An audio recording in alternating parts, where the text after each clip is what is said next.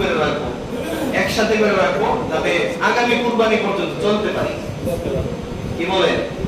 যদি এমন হয় তাহলে আপনার কুরবানি বাতিল হয়ে যাবে। আপনার কুরবানি কেউ বড় লাগতো না গিয়া, ভাই আপনার কুরবানিটা বাদ গেছে গা, এর কথা কম লাগতো না গিয়া, ইমাম সাহেব গিয়া কম লাগবো ভাই আপনার খাওয়াটা ধরে আপনি ইফতার করেন না, আপনার কুরবানিটা বাদ যাবে, কম লাগতো না। আল্লাহ তাআলা সিস্টেম করে দিয়েছে।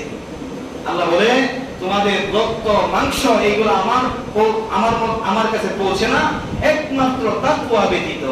যার তাকওয়া সহি হবে, যার নামাজ রোজা থাকবে, আল্লাহর ভয় থাকবে, গুনাহ থেকে মুক্ত থাকবা এবং আল্লাহ তাআলার ইবাদত সমূহ তোমরা পালন করবা, আল্লাহ তাআলার হুকুম আহকাম নবীর তরিকা অনুযায়ী নিজের জীবনকে চালাইবা, বলাইবা, করাইবা, আমি তার কুরবানিকে আল্লাহ তাআলা কবুল করব।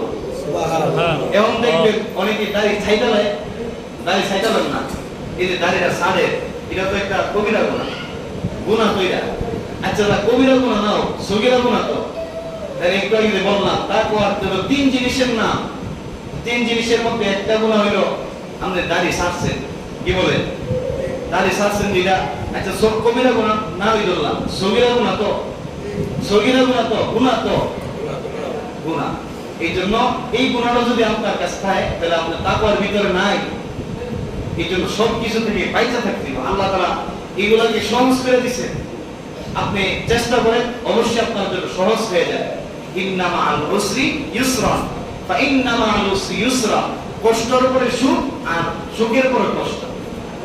যদি আপনি দুনিয়ার মধ্যে সমস্ত কিছু ছাইরা যদি কষ্ট করতে পারেন, দাড়িগুলা না সেইটা, হ্যাঁ, বিভিন্ন ধরনের কাজকর্ম সবকিছু ধইয়া কষ্ট করে নামাজটা ধরতে পারে, আল্লাহ বলে ফাদখুলি ফি ইবাদি ওয়াদখুলি জান্নাতি।